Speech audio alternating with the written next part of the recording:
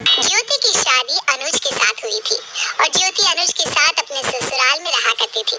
ज्योति के ससुराल में उसकी सास पुष्पा और ससुर कमलेश के अलावा उसकी ननद सौम्या भी थी। सौम्या की अभी तक शादी नहीं हुई थी। ज्योति के सास ससुर अपनी बेटी सौम्या के लिए एक अच्छा लड़का ढूंढ रहे थे। सौम्या दिखने में काफी खूबसूरत थी और उसका नेचर भी बहुत अच्छा था। बस अच्छी जॉब में होने की वजह से उसके नखरे कुछ ज्यादा थे। जब भी किसी लड़की के साथ उसके रिश्ते की बात चलती तो सौम्या को उसके अंदर कोई ना कोई कमी नजर आती और इसी के चलते ज्योति के सास ससुर को सौम्या के लिए अच्छा लड़का नहीं मिल पा रहा था। एक दिन राघव नाम का एक लड़का अपने मम्मी पापा के साथ सौम्या को देखने आया। सौम्या, ये लाल वाली साड़ी पहनो, तुम पर बहुत सुंदर लगती है। देखना, एक ही बार में लड़का पसंद कर लेगा तुम्हें। अरे भाभी, लड़का मुझे तो पसंद कर ही लेगा, लेकिन मुझे भी तो लड़का पसंद आना चाहिए ना।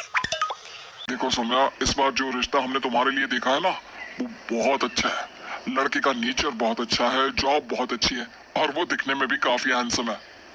भैया, ये बात तो लड़के से मिलने के बाद ही पता चलेगी ना कि वो दिखने में अच्छा है और जो भी आप कुछ कह रहे हैं वो सब सच है। कुछ देर बाद लड़का उनके घर आता है। ये हमारी बेटी सौम्या है, तुम इससे बात कर लो बेटा। और अगर तुम एक दूसरे को पसंद करते हो तो हम तो चट मंगनी पट ब्याह करने के लिए भी तैयार हैं। जी आंटी, जैसा आप कहें। कुछ देर के बाद सौम्या और राघव आपस में बातचीत करके वापस लौट कर आते हैं। सौम्या बेटा, अब बताओ तुम्हें राघव पसंद है या नहीं? देखो सौम्या बेटा, हमने तो तुम्हें अपने घर की बहू मान लिया है। हमें बिल्कुल तुम्हारे जैसी लड़की ही चाहिए थी। हाँ बेटा, हमारा राघव बहुत अच्छा लड़का है। शादी के बाद तुम्हारा बहुत ख्याल रखेगा, कोई परेशानी नहीं होगी तुम्हें। अब तुम भी हाँ कर दो। सौम्या, मैं भी तुमसे शादी करना चाहता हूँ, लेकिन आखिरी फैसला तुम्हारा ही होगा। मैं भी आप सबसे एक बात कहना चाहती हूँ कि मुझे राघव बहुत पसंद है। इनफैक्ट राघव तो पहला लड़का है जो मुझे इतना अच्छा लगा है। मुझे ऐसे ही लड़के से शादी करनी थी। और देखते ही देखते राघव और सौम्या की शादी हो जाती है। सौम्या अपने ससुराल आ जाती है। सौम्या की शादी उसी शहर में हुई थी जहाँ पर उसका मायका था। शादी के अगले दिन राघव बेटा, एक बहुत बड़ी परेशानी आ गई है। क्या हुआ पापा, सब ठीक तो है ना? आप इतने परेशान क्यों लग रहे हैं? अरे बेटा, क्या बताएं, हमारे घर के पीछे एक बहुत बड़ी होटल का कंस्ट्रक्शन हो रहा है और उसकी नींव की खुदाई होने की वजह से दिन रात डिस्टरबेंस होता है। बहुत शोर आने वाला है इस घर में। लेकिन मम्मी पापा, अगर हमारे घर के ठीक पीछे ही इतना बड़ा होटल बन जाएगा तो वैसे भी घर का सारा वेंटिलेशन ही खराब हो जाएगा। अब हम क्या करें? क्या कर सकते हैं बेटा, हमारा अपना घर है, रहना तो यहीं पड़ेगा ना। मम्मी जी, पापा जी, अगर आप लोग बुरा न माने तो एक बात कहूँ? हाँ हाँ बहू, बताओ क्या कहना चाहती हो? मैं कह रही थी कि क्यों ना हम एक फ्लैट में शिफ्ट हो जाएं। आजकल ऐसे घरों में कौन रहता है और वैसे भी यहाँ पर कंस्ट्रक्शन का शोर होगा, उसकी वजह से दूसरी प्रॉब्लम्स भी आएगी। हम इस घर को बेचकर एक सुंदर से फ्लैट में चले जाते हैं। तुम्हारी बात बिल्कुल सही है सौम्या, मैं मम्मी पापा से कब से कह रहा हूँ और वैसे भी मुझे फ्लैट में रहने का बहुत मन था। लेकिन बेटा, इतनी जल्दी अच्छा फ्लैट कहाँ मिलेगा और फिर महंगा भी बहुत पड़ेगा। तुम्हारे पापा ठीक कह रहे हैं बेटा, इतना खर्चा और ऊपर से अच्छा फ्लैट मिलना मुश्किल। हाँ, आप लोगों को उसकी चिंता करने की जरूरत नहीं है। जिस फ्लैट में मेरे मम्मी पापा और भैया भाभी रहते हैं ना, उसके ठीक ऊपर एक बहुत सुंदर फ्लैट खाली है और वो फ्लैट मेरे पापा का ही है। वो बहुत टाइम से बेचना चाहते थे। अगर आप पापा से बात करेंगे तो बहुत सही रेट में वो फ्लैट हमें दे देंगी। लेकिन इस तरह तुम्हारे पापा से इस बारे में बात करना अच्छा लगेगा क्या? अरे वो पापा है मेरे, हमारी फैमिली है। वो इस चीज के लिए कभी मना नहीं करेंगे और वैसे भी हम कौन सा उनसे फ्री में ले रहे हैं। ठीक है बेटा, आज तुम सौम्या को पग फेरे के लिए लेकर जा ही रहे हो तो अपने ससुर जी से इस बारे में बात कर लेना। कुछ देर के बाद दोनों सौम्या के घर पहुंचते हैं। पापा, राघव को आपसे कुछ जरूरी बात करनी थी। पापा जी, वो बात यह है कि मुझे एक फ्लैट चाहिए था। सौम्या ने बताया कि ऊपर वाला फ्लैट आपका ही है और आप उसे बेचना चाहते हैं। अरे हाँ राघव, बिल्कुल सही कह रहे हो। दरअसल वो फ्लैट पापा ने मुझे दिलवाया था, लेकिन मुझे और ज्योति को अलग रहना पसंद नहीं है। हम तो मम्मी पापा के साथ इसी फ्लैट में रहने वाले हैं। अगर ऐसा है अनुज, तो क्या तुम वो फ्लैट मुझे बेच सकते हो? क्योंकि हम लोग किसी फ्लैट में शिफ्ट होने के बारे में सोच रहे थे। अरे बेटा कैसी बात कर रहे हो, दामाद हो तुम हमारे। एक काम करो, कल ही अपने मम्मी पापा को लेकर ऊपर वाले फ्लैट में शिफ्ट हो जाओ। नहीं पापा जी, पहले आप ये बताइए कि वो फ्लैट मुझे कितने में बेचेंगे, क्योंकि मैं इस तरह बिना पैसों के उस फ्लैट में आकर नहीं रह सकता। देखो राघव, सौम्या मेरी इकलौती बहन है और पापा की इकलौती बेटी। हमने वैसे भी वो फ्लैट उसके लिए ही लेकर रखा था, उसकी शादी का तोहफा समझकर। सोचा था जब जरूरत होगी तब उसे शिफ्ट कर देंगे। अनुज ठीक कह रहे हैं। मैं हमेशा से ये चाहती थी कि ये फ्लैट सौम्या दीदी को मिल जाए, लेकिन फिर लगा कि उनका अपना ससुराल है तो ये उनके काम नहीं आएगा, इसीलिए हम लोग एक सही मौके का इंतजार कर रहे थे। लेकिन मैं इस तरह से ये फ्लैट नहीं ले सकता। देखो राघव, इस फ्लैट को सौम्या के भाई की तरफ से गिफ्ट समझ कर रख लो और कल ही यहाँ पर शिफ्ट हो जाओ, समझे? अब इससे ज्यादा कुछ भी कहने और सुनने की जरूरत नहीं है। राघव और सौम्या खुशी खुशी अपने घर लौट आते हैं और ये बात राघव अपने मम्मी पापा को बता देता है। लेकिन अगले ही पल राघव को महसूस होता है कि उसकी माँ के चेहरे के एक्सप्रेशंस कुछ बदले हुए नजर आ रहे थे। क्या हुआ मम्मी? अब तो सारी प्रॉब्लम सॉल्व हो गई है, अब आप क्यों परेशान हैं? बेटा, घर का इंतजाम तो हो गया, लेकिन मुझे इस बात की चिंता है कि अगर हम वहाँ पर रहने लगे तो सौम्या बहू अपने ससुराल में रहेगी या मायके में। अरे मम्मी जी, मैं तो आप लोगों के साथ ही रहूंगी ना, ऊपर ससुराल रहेगा और नीचे मायका। इसी बात का तो डर है बहू, ये ऊपर नीचे के चक्कर में जिंदगी ऊपर नीचे ना हो जाए। अभी तक तो सब कुछ ठीक लग रहा था, लेकिन कहानी में मोड़ तब आया जब राघव सच में सौम्या और अपने मम्मी पापा को लेकर सौम्या के मायके के ऊपर वाले घर में शिफ्ट हो गया। और उसके बाद शुरू हुआ असली ड्रामा। राघव सौम्या और अपने परिवार को लेकर सौम्या के मायके के ऊपर वाले फ्लैट में शिफ्ट हो गया था, लेकिन उसे ये नहीं पता था कि जिंदगी की असली जंग अब शुरू होने वाली थी। शिफ्ट होने के कुछ दिनों के बाद सौम्या के मायके में।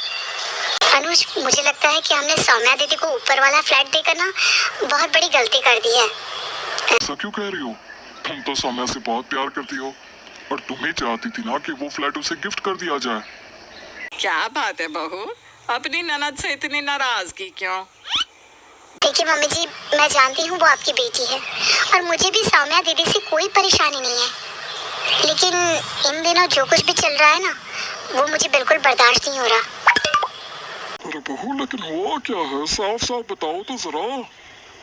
देखिए ना, सौम्या दी अपनी बालकनी में रखे प्लांट्स में पानी डालती है और सारा का सारा पानी टपक टपक कर हमारी बालकनी में गिरता है। अब मैं सारा दिन सफाई थोड़ी ना करती रहूंगी। अरे तो तुम्हें ये बात सौम्या से कह देनी चाहिए थी। कह चुकी हूँ मम्मी जी, कई बार कह चुकी हूँ। ज्यादा कहूंगी तो ननद भाभी के रिश्ते में प्रॉब्लम आ जाएगी, बस यही सोचकर चुप रह जाती हूँ। और दूसरी तरफ सौम्या दीदी की सास, वो बालकनी में कपड़े सुखा देती हैं, सारा दिन पानी टपक टपक कर हमारी बालकनी को भिगोता रहता है। देखो बहू, मैं सौम्या को समझाने की कोशिश करूंगा, तुम परेशान मत हो। उसी वक्त दरवाजे की घंटी बजती है। अनुज जैसे ही दरवाजा खोलता है, सामने सौम्या गुस्से में खड़ी हुई थी। अरे क्या हुआ? आज सुबह सुबह मायके की याद कैसे आ गई? देखो भैया, आप ना भाभी को समझा लो। कल जब मेरी सासू माँ बालकनी में कपड़े सुखा रही थी, तो भाभी नीचे अपनी बालकनी में खड़े होकर जोर जोर से न जाने क्या क्या कह रही थी मेरी सासू माँ को। अरे उनको बुरा लग गया और उनका सारा गुस्सा मेरे ऊपर उतरता है। अरे ऐसा भी क्या कह दिया मैंने? जरा सा तेज आवाज में यही तो कहा था कि कपड़े सुखाने से पहले देख लेना चाहिए, आसपास और भी लोग रहते हैं। भाभी, मेरी सास को बुरा लगने के लिए इतना काफी है, और आपको इस तरह उन्हें इनडायरेक्टली बातें सुनाने की क्या जरूरत थी? अगर कोई बात थी तो आप मुझे कह देती। कितनी बार तो आपसे कहा था, लेकिन आपने मेरी एक ना सुनी। अच्छा ठीक है, इस तरह आपस में झगड़ो मत। देखो, हम दोनों एक ही परिवार है और ऐसा तो चलता रहता है। किसी तरह सौम्या को समझा बुझाकर वापस भेज दिया जाता है। कुछ दिनों के बाद रात के वक्त सौम्या के घर पार्टी चल रही थी और घर में आए हुए गेस्ट डांस कर रहे थे, जिसकी वजह से ज्योति को अपने बेडरूम में काफी डिस्टरबेंस हो रहा था। अनुज उठिए ना, क्या खर्राटे मार के सो रहे हैं आप? अरे क्या हुआ ज्योति? अरे क्या हुआ? आपका क्या है? आप तो सुबह 9 बजे तक सोते रहेंगे, मुझे तो सुबह 5 बजे उठकर काम करना होता है ना। तो तुम भी सो जाओ ना, मैंने तुम्हें सोने से मना किया है क्या? तुम्हारी बहन के घर पार्टी जो चल रही है, उसकी धम धम की आवाज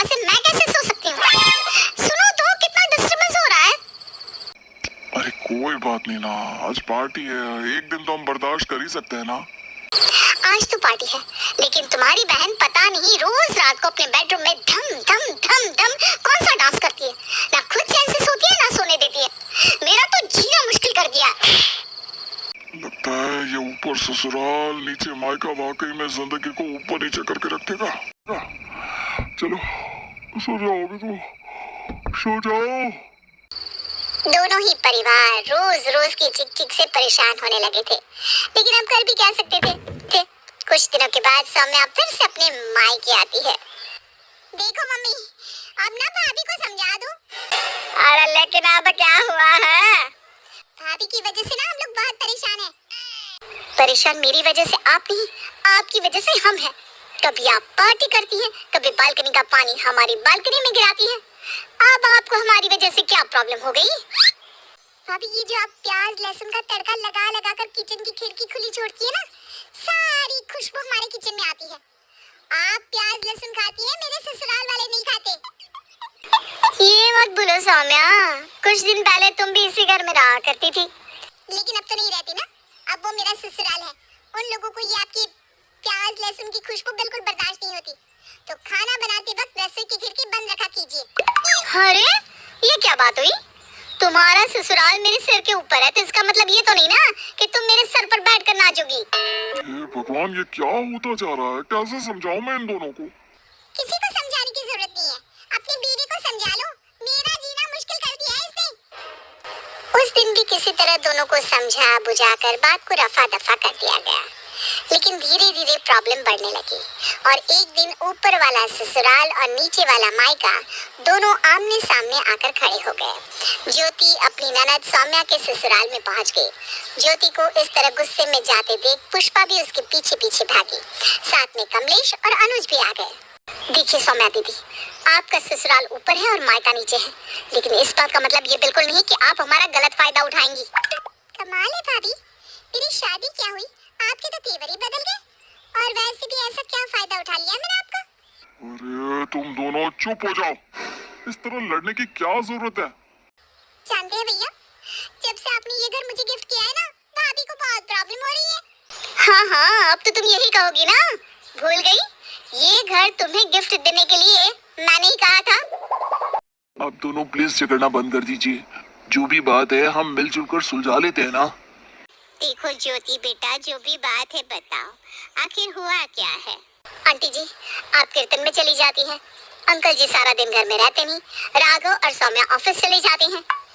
अरे बहू, तो इसमें झगड़ा करने की क्या बात है?